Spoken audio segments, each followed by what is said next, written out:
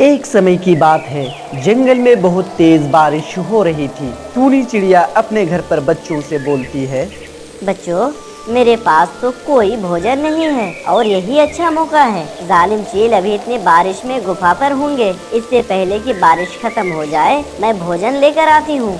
ऐसा बोलकर टूनी चिड़िया बारिश में भीगती हुई भोजन खोजने निकल पड़ती है।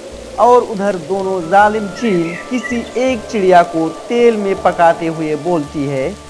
अरे छोटी, आज तो खाने में बहुत ज्यादा स्वादिष्ट लगेगा, क्योंकि आज जो तेल में पकाकर खाएंगे। बहन, जैसे ही बारिश खत्म होगी, प्रत्येक दिन एक एक करके चिड़िया के बच्चे को पकड़ कर लाऊंगा और ऐसे ही तेल में भूनकर खाऊंगा। ऐसा बोलकर दोनों चील तेजी से पके हुए चिड़िया को खाने लगते हैं। और उधर टूनी अपने बच्चे को बोलती है। मेरे प्यारे बच्चों, आज तो मैं किसी प्रकार भोजन लेकर आ गई। ये भोजन खा लो मेरे बच्चों। तभी चिड़िया के दोनों बच्चे भोजन खाने लगते हैं।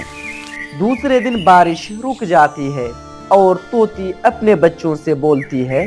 बच्चों, कई दिनों से तो बारिश हो रही थी, जिस कारण भोजन नहीं ला पाई। और मुझे ऐसा लग रहा है कि यदि मैं भोजन लाने जाऊंगा तो जालिम चील आकर तुम्हें ना खा ले। लेकिन मैं क्या करूं बेटा, और भोजन लाना भी तो जरूरी है। यदि मैं भोजन ना लाऊं तो हम भूख के कारण मर जाएंगे। ठीक है मम्मा, आप जल्दी से भोजन लाकर आ जाना। ठीक है मेरे प्यारे बच्चे, मुझे भोजन मिलते ही आ जाऊंगी। तुम दोनों सावधानी से रहना। ऐसा बोलकर तोती अपने बच्चों के लिए भोजन लाने निकल पड़ती है। जैसे ही तोती भोजन लाने जाती है कि तभी चील तोती के बच्चों के पास पहुंच जाती है और उसे पकड़कर अपनी गुफा में लेकर चली जाती है। छोटी, आज तो दो दो चिड़िया के बच्चे मिले हैं। आज तो एक एक करके खाने को मिलेगा। हाँ बहन, आज तो खाने में मजा आ जाएगा। आज तो पेट भरकर खाने को मिलेगा।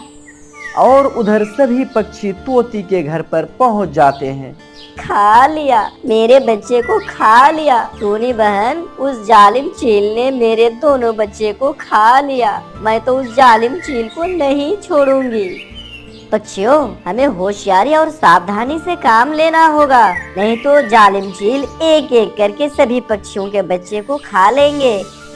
ऐसा करते हैं टूनी बहन, जब भोजन लाने जाऊं, हम में से किसी एक चिड़िया को पहरा देना होगा। हाँ पक्षियों, अब ऐसा ही करना होगा। कबूतर भाई, आज आपकी बारी है। आप इन बच्चों का पहरा देंगे। हम सभी अपने बच्चों के लिए भोजन लाने जा रहे हैं। ऐसा बोलकर सभी पक्षी भोजन लाने चली जाती है। और उधर जालिम चील एक दूसरे से बोलती है। चलो छोटी, शिकार करने चलो, निकल पड़ते हैं शिकार करने। हाँ बहन, चलो किसी चिड़िया के बच्चे को पकड़ कर लाते हैं। जब से तेल में पकाकर खा रहे हो, चिड़िया के स्वाद तो बदल गए हैं। ऐसा कहकर दोनों चील अपनी शिकार के लिए निकल पड़ते हैं। कुछ ही समय के बाद उसे कुछ चिड़िया के बच्चे के साथ कबूतर को देखते हैं और वे दोनों चील वहां पहुंच जाते हैं। जालिम चील, तुम दोनों ने बहुत परेशान किया। यहाँ से चली जाओ, वरना जान से मार डालूंगी। छोटी, एक कबूतर और हम दोनों का कैसे मुकाबला करेगा ये मासूम सी कबूतर। हाँ बहन, बहुत दिनों से चिड़िया के बच्चे तो खाए हैं, लेकिन आज तक किसी बड़ी पक्षी को नहीं खाए हैं। आज इसे ही टपका देते हैं। ऐसा बोलकर दोनों चील उस कबूतर पर हमला कर देता है और उस कबूतर को जान से मार डालता है और उसे अपने पंजों में लेकर वहां से चला जाता है। और उसी जंगल में कालू, गौरी और उसके एक बेटे जग्गू किसी एक घोंसले में रहा करते थे। कालू, कुछ करो। जालिम चील तो जंगल के किसी पक्षी को नहीं छोड़ रहा है। पिछले बार की तरह जालिम चील को बोलो। ऐसे ही गौरी कालू को सारी बातें बता देती है।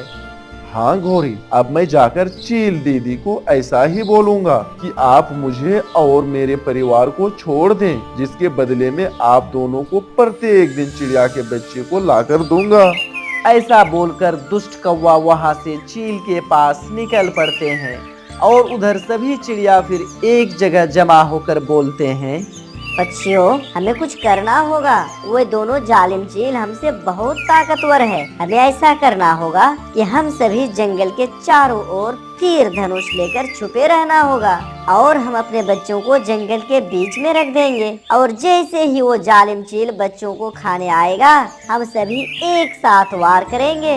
ऐसे ही उस चील का अंत हो सकता है। और उधर कौवा चील के पास पहुंच जाता है। छोटी, आज तो हमें शिकार खोजने नहीं जाना पड़ेगा। आज शिकार खुद मेरे पास आ गया है। नहीं चील दीदी, मैं तो आपसे ये कहने आया हूँ कि आपके लिए प्रत्येक दिन एक एक करके चिड़िया को पकड़ कर लाऊंगा। इसके बदले आप मेरे परिवार को छोड़ दें। कालू, इस बार मुझे माफ करना। बड़े पक्षी को खाने का स्वाद ही कुछ और है। हाँ बहन, दुष्ट कालू, पिछले बार तो तुमने धोखा दे दिया था। अभी टपका देते हैं इस कालू को। ऐसा बोलकर दोनों चील झपट्टा मारकर कालू पर हमला कर देते हैं और कालू को जान से मार डालते हैं और उसे तेल में पकाकर खाने लगते हैं।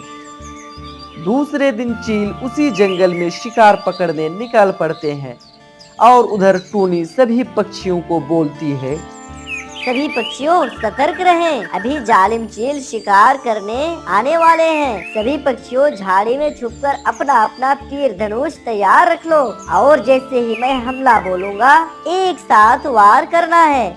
इतने में जालिम चील उस जंगल में पहुंच जाते हैं और जंगल के बीचों बीच चिड़िया के बच्चे को देखकर बच्चों के पास जाने लगती है और उधर टूनी बोलती है, पक्षियों हमला करो। और तुरंत से सभी पक्षियां एक साथ तीर और धनुष से निशाना बनाकर छोड़ देती है और सभी का तीर जाकर दोनों चील के शरीर में लग जाती है और दोनों चील वहीं गिरकर दम तोड़ देते हैं। आखिरकार ऐसे ही उस जालिम चील की अंत हो जाती है। प्यारे दोस्तों, इस कहानी से हमें यही शिक्षा मिलती है कि एकता में बल होता है।